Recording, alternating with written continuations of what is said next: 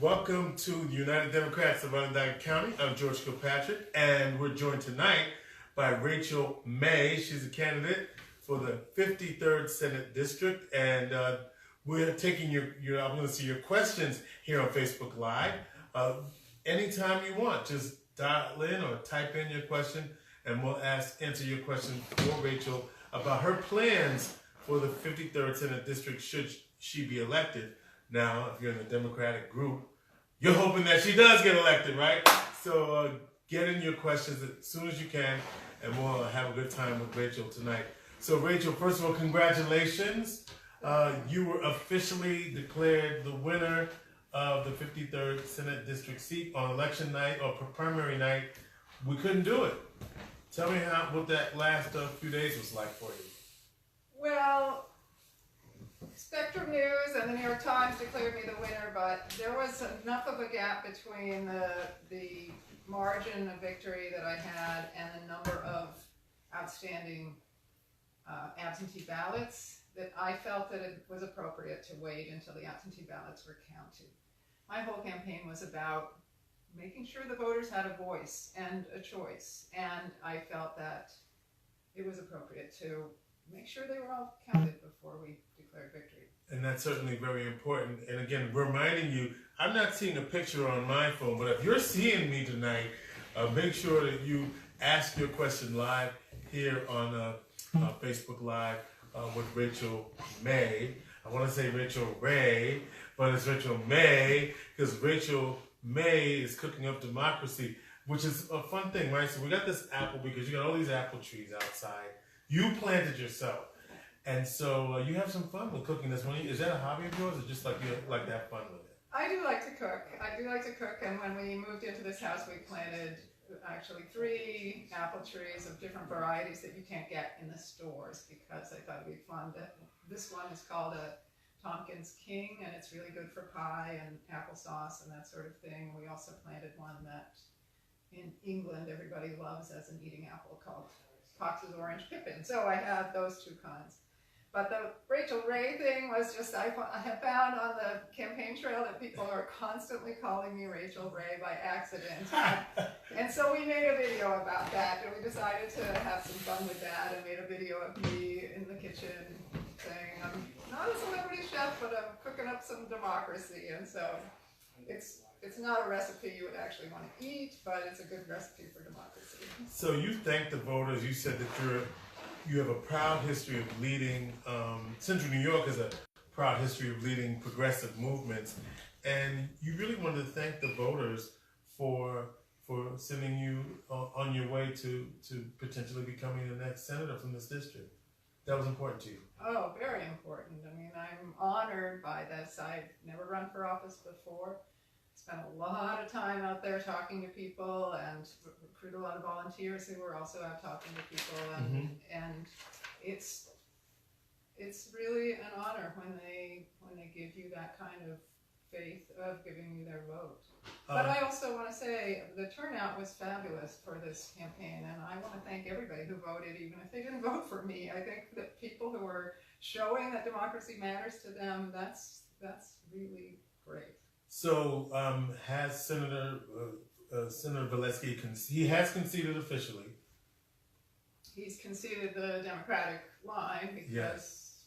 I won the line, but he still has the Independence Party line, and I think the Women's Equality line, and so he's still making up his mind about whether he's actually going to campaign for to win on those, or whether he's not. And you haven't heard, as of this moment, we don't know. As of this moment, we don't know. So let's talk about your candidacy and what this candidacy means for the 53rd Senate District, and what you want to do to make sure that the voices are heard. You were part of, you consider yourself part of a movement, because many of those who were in the Independent Democratic Caucus, many of them have not been reelected on the Democratic line. Right, correct. 6 out of the 8 lost their primary elections. And yes, I think it is. I mean, Democrats this year are really feeling pretty feisty. We really want to win, and we want to win as Democrats behind a strong democratic message. And a lot of us felt that the IDC was at best muddying the waters and at worst actually undermining the democratic message in the state Senate. Tell the voters what are some of the issues that you're really concerned about. And I know that obviously healthcare, education, continued access to healthcare continue to be big issues for you. But let's walk through your platform and why you want the voters in this district to choose you. So when I started running, healthcare was at the very top of my list. I have to say, in the course of campaigning, I really heard so much from the voters that they were deeply frustrated with the way our democracy is set up in New York State. The difficulty in voting, the difficulty in registering to vote, the long time it takes, 11 months if you want to change your party registration in order to vote in a primary. And there are a lot of pretty simple fixes to this that we can do. The state Senate has been the block, the barrier to making it happen. So early voting is something people talk about a lot, and early voting is nice. So we had a primary on a Thursday. The polls were only open from 12 to 9. It's a very narrow window for voting, but if the polls were open for a couple of weeks, people could vote when it was convenient to them. Even more important, I think, is automatic voter registration, so that if you get a driver's license, you're automatically also registered to vote if you are a citizen. If you change your address, a lot of people change their address for any number of reasons, and it ought to just automatically update your voter registration as well. That kind of thing has been shown in other states to dramatically increase the ability of people to participate in our elections. There was a piece, I forgot what magazine it was in, whether it was in the Atlantic or the Atlantic. It was the Atlantic, Yeah. with talking about New York as progressive as we want to think that we are. We have one of the most restrictive access to voting. We sure do. And honestly, I think the reason for it is because Republicans have been trying for years to maintain their control of the state Senate, even though there are twice as many Democrats as Republicans by registration in the state. And they've done it by gerrymandering the districts in their favor, and the districts in New York, in the New York State Senate, are some of the worst gerrymandered of any legislative body in the country, but they've also done it by suppressing the vote, and the vote of young people, students. College students couldn't really participate in this primary because they got back to their dorms too late, and they had new addresses. They didn't have time to change their addresses in order to vote in the primary. So young people, people who move a lot, renters, for example, there are a lot of groups of people who are pretty discriminated against in our voting laws, and that has been to the Republicans' favor for a long time. Talking with Rachel May, she's a candidate for the 53rd Senate District. If you're watching us on Facebook Live and you have a question for Rachel that you would like answered tonight, great opportunity for you to type your question in. I've got my trusted tablet here, and so if you want to ask Rachel a question, we're happy to get that question answered for you live here tonight, Monday, September the 24th. And if you're watching this later on, type your question in anyway, and Rachel's team and Rachel will get back to you as soon as possible. You said that in campaigning, you sort of learned some issues that people were concerned about. What else did you learn? You said access to voting was one thing. What else did you learn?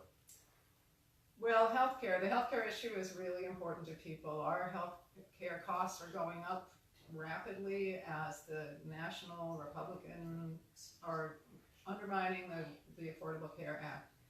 And people are scared about that. And so we have a solution here in New York State, the New York Health Act, which I think can really make a difference. It can save us money while also covering all New York residents. It's a great opportunity, but it's going to be a real fight to get it passed and to make it work.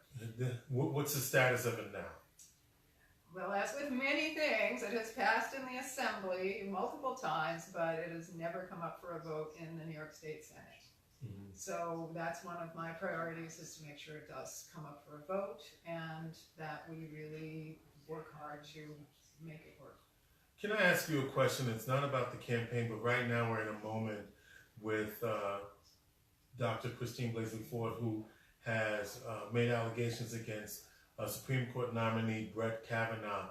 What do you think about this process, and what do you think about what's going on with this?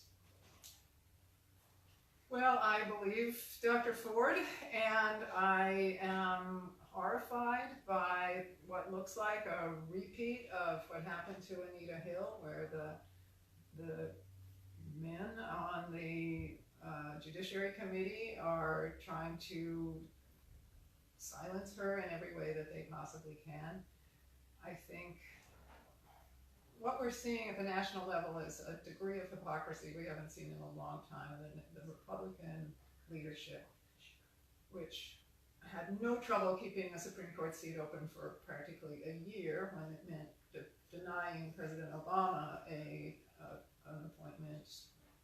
Now they've got to rush. They can't take the time. They can't even take 2 days to do a reasonable investigation of these allegations. I just think it's horrific. True, and of course, it's allegations of a second accuser, and it's a time. I mean, obviously, it's work that I'm passionate about, especially around believing survivors. But we're in a very interesting time, and I think the state of New York has done a lot to continue making the voices of survivors heard. I'm sure that's something that you're interested in as well. It is something I'm interested in, but it's also an issue for the state Senate and the legislature. We don't really have strong guidelines for dealing with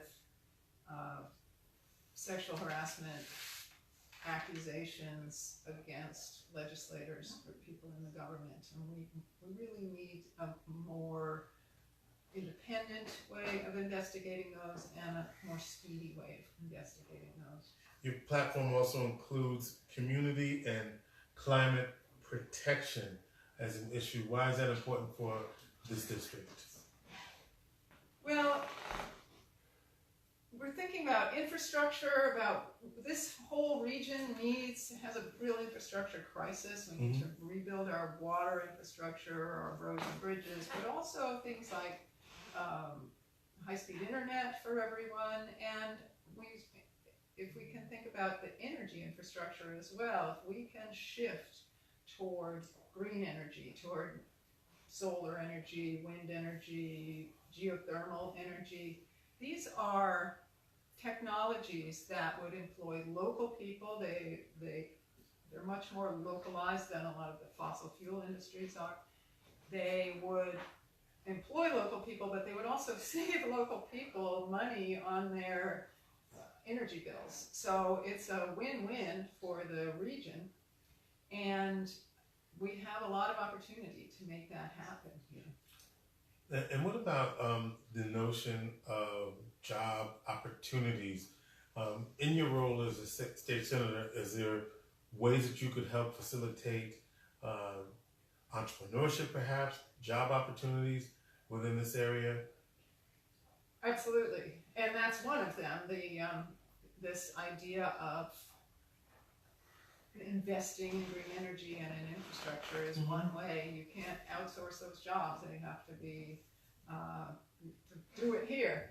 But I think we also need to pay attention to employing people locally, employing people, especially from regions of Syracuse where there's very, very high unemployment rates, making sure that those people have access to the jobs when we're doing big infrastructure projects, and have the training and the ability to get to the jobs we have trouble with, things like public transportation and that sort of thing, making sure people can have access to the jobs. I know you said you were cooking up democracy. Obviously, there's been a lot of concern about ethics and ethical reform, and there've been some investigations and some convictions. What about our democracy and your feelings about what needs to happen to make sure that the folks that we send to Albany do the work that we send them to do? Right. Well, so I talked about access to just having a voice in a Right. democracy, but there's also the other side of who can run for office Right. and what they do with that power once they get it. And I believe one of the big things we can do is change our campaign finance laws. We have a situation where New York not only has some of the worst voting laws in the country, we have some of the worst campaign finance laws in the country, where somebody can donate very large amounts of money to a candidate, and they can do it outright, and then they can create limited liability corporations and keep doing it and keep doing it and keep doing it, so they can have a big influence on a campaign. And I think we've seen that. We've seen big money interests having a major influence on the way people vote once they're in office, and on contracts that are given out by government officials and that sort of thing. And so my feeling is what we need is public financing of campaigns. I think we pay, as taxpayers, we pay a lot for our bad campaign finance system, not just in the cost of prosecuting people who have done wrong, but in the cost of the corruption itself, of the bad deals that are made, the bad contracts that are given out, the cronyism and that sort of thing. It's expensive to us as taxpayers. I think if we paid it up front to have cleaner elections, we would save taxpayers a lot of money. So how do Democratic voters, forgive me for this question, but how do they know that you're going to go there and stay Democratic when you get there? Because the last two, right? I mean, it's true. They saw the, I got to ask, right? How do we know? That's a fair question. So first of all, I want to say, in the last 7 years, this district has changed. The last time the Republicans did their gerrymandering magic, what they did was they concentrated a lot of Democrats in this district. And Hillary Clinton won this district by 14 points in 2016, which was a lot for that election cycle. So it's a Democratic district. I think there's a myth that is a holdover from earlier times when it was a much more evenly distributed district. Right now, I don't think our state senator has to be constantly looking over her shoulder and saying, oh, the Republicans are running after me. I think that our state senator should be the voice for that Democratic majority in this district. Partly because when they did that gerrymandering, they made a lot of other districts pretty Republican, and there are Democrats all around there who don't have a voice. So it's kind of our job. Which part of that then leads to my second question. If the Republicans remain in the majority in the Senate, then how can you ensure that you can be effective even if they do hold that majority and maintain the core principles that you feel are important that got you to this point? Right. Well, honestly, I don't think the Republicans are going to retain a majority. We have fabulous candidates all over the state running against Republicans, and there are 5 Republicans who have retired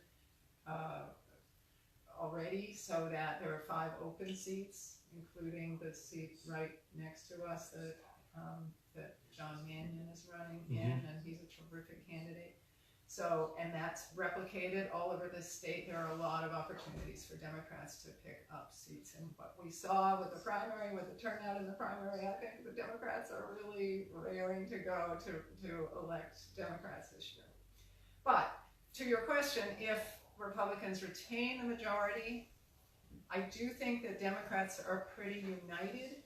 The candidates who won downstate in the primaries and the other state senators who have been calling me and congratulating me and saying they want to work with me, I think Democrats would be more united than the Republicans would be in terms of really advancing our agenda. So I think we're in a good position either way. All right, this is the United Democrats of Onondaga County. Rachel May.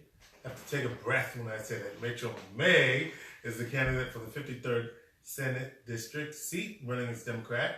And let's talk to you. Missy wants to know, SCSD is the second most underfunded school district in New York. Will you fight to get the money we are owed from the state? That question comes up all the time. Where you get our money from? Right. No matter who I'm talking to. Thank you, That is a Betsy. question that comes up. So that's the other priority. I only got 2 out there, but the third one is Which was my next question. Thank you, funding Missy. for education. And it's absolutely true. The Syracuse School District and a number of the smaller town school districts in the 53rd Senate District are severely underfunded compared to what the courts have said that they should be. And that is a legacy of years of neglect and underfunding for a variety of reasons, but a lot of them having to do, once again, with the fact that Republicans have controlled the New York State Senate. They have steered a lot of funding to districts on Long Island where they are powerful that don't necessarily need that funding compared to what we need here. So definitely a high priority to make sure that the Syracuse City School District gets the funding it needs, but I want to say also I care a lot about the pre-K and even daycare level of funding or early childhood education funding so that our kids are prepared to succeed in school. We just heard some news today. Onondaga County Executive Joni Mahoney announcing she's taking a job with the SUNY ESF. So you may be working with her, and also as a consultant to Upstate Medical University. What do you think about that?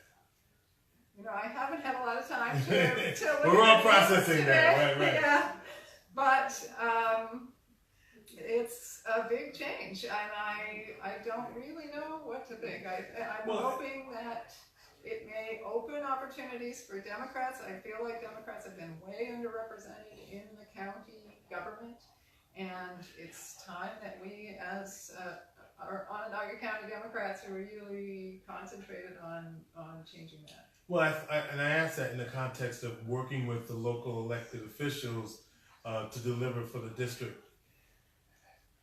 Right. Well, I want to work with anybody who is, a player in this district, because it's really important that we have collaborative efforts. And I think Joni, especially early in her tenure, she did a lot of collaboration that was really positive. The Save the Rain project was one that I supported strongly as an environmental educator, as somebody involved in sustainability in Syracuse and Onondaga County. I think that is a really important program. Yeah, I know that's very important to you. You're very much about the environment, and you serve on Okra's board? I used to. Yeah, in the past, yeah. Right, and now I'm on the Board of Zoning Appeals in the city.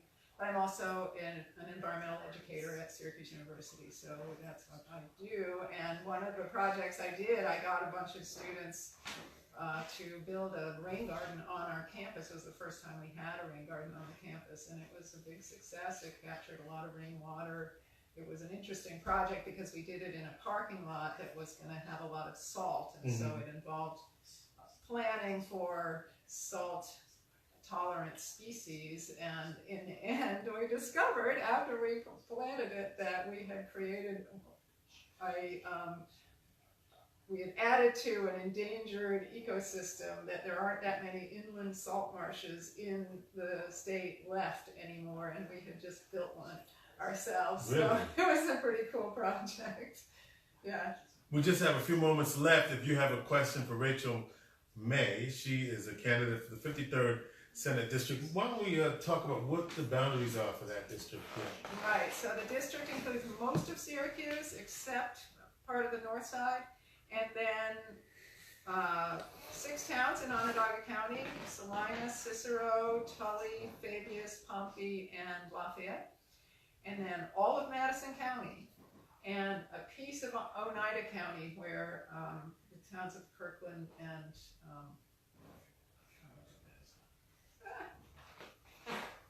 blanking at the moment, but where Hamilton College is, that's in the district. That's the far edge of the district. Yeah, and so it's a pretty wide district. You're also concerned, one of your issues is women's health and reproductive rights, and making sure that women continue to have that right. Absolutely, and I'm very proud to have just gotten the Planned Parenthood endorsement of their action pack here in New York State, and I am really eager. Once again, we have this situation where the Reproductive Health Act has passed multiple times in the Assembly and never come up for a vote in the Senate, and I'm eager to be one of the people who helps bring that across the line, because here in New York State, we haven't updated our reproductive health laws since before the Roe versus Wade decision was made, so it's still in the criminal code instead of being in the public health arena. And what about the revitalization of I-81, including your thoughts about what should happen with that highway? Should it come down? Should it be a... It should come down. It should come down. It should come down. Community grid. As someone who works in sustainability and has done a lot of work with urban planning and seen it work in city after city after city around the country, there is no need for high-speed highways going right through the middle of a dense urban area like that. It's just, cities should be for people, not for 18-wheelers and, you know, vehicles traveling at high speed. That's just not a good use of that space. Well, and hopefully a decision will be made on that soon. Rachel, so many things going on. Taxes continue to be an issue, and how legislators like yourself could hold the line, if you will, on taxes, because New Yorkers pretty much feel that it's a high tax burden for them here. I think that's true, and part of that is because of all the big money that's in politics, which comes from the very wealthy who have seen lots of tax cuts over the years, and so the burden has been cast onto the middle class, the working class, working families. Also, I want to say the New York Health Act, when we talk about healthcare reform, it's about really reducing taxes. We have the opportunity to lower our property taxes in Onondaga County, because we could shift away from paying so much for Medicaid that we pay as county property taxpayers. So there are a lot of things we can do. So Rachel, what's it going to take for you to win? Well, it's going to take a united front from the Democrats. We really have to work to, there is a Republican in the race. It's the shape of the race is not altogether certain yet, but I am confident that we can win this if we all come together and we do what we did for the primary, which was we knocked on lots and lots of doors. We went out canvassing. We really reached every voter that we could, and you know, talked with them person to person about this message, and they responded. You were outspent pretty big. Are you going to be able to sustain that level of, or do you need more support? Of course we need more support, and we can take donations at rachelmay.org, but I'm raising money now and have got a lot of new endorsements that I'm proud of. The NYS has endorsed us, the teachers union, and Senator Gillibrand has given us her endorsement. The state Democratic Senate campaign committee, I think, is going to help us out too. Yeah, we were outspent, but we made up for it in the energy of the grassroots that was out there campaigning, and we definitely have that again. We're certainly going to, I'm not worried about, if we're outspent, we're still going to win. Rachel May is cooking up democracy in the 53rd Senate District. She's looking for your vote. Rachel, good luck to you. Thank you so much, George. I'm George Kilpatrick.